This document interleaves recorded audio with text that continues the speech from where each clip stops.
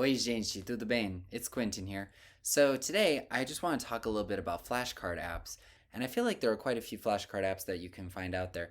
I've gone through several myself, but the one that I enjoy the most is Anki, which I had heard a lot about in the past, and until I started using it, I couldn't get what the hype was about it. And it kind of goes like this. Anki is an open source application, so that means you can change it and modify it based upon your needs.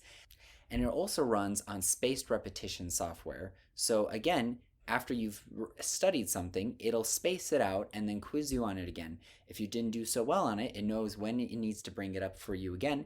And if you did well on it, it knows how far back it needs to put that item before it reviews it with you again, which of course many flashcard apps do. But because it's open source, you can modify it like I was saying.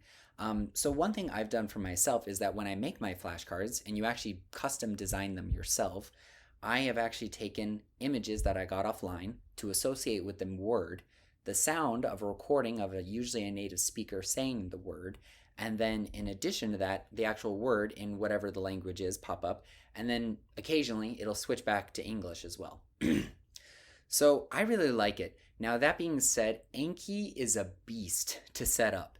You have to really figure out how to work with everything, but don't freak out. There is literally hundreds of YouTube videos on the internet about how to do it. The big thing is you just have to think about what kind of flashcard do you want. Do you want to have a flashcard that has pictures? Do you want to have a flashcard that has audio to it? And then all you have to type in is Anki, how to, and then whatever it is you're trying to add to it.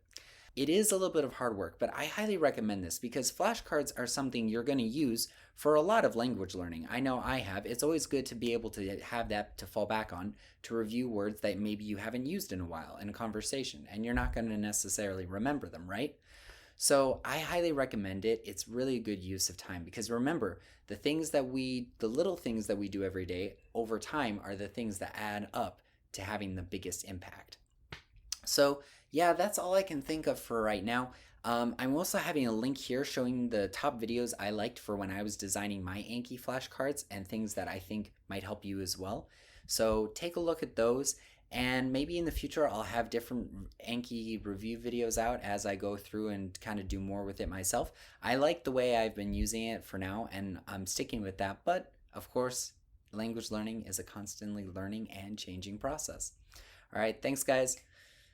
Até mais!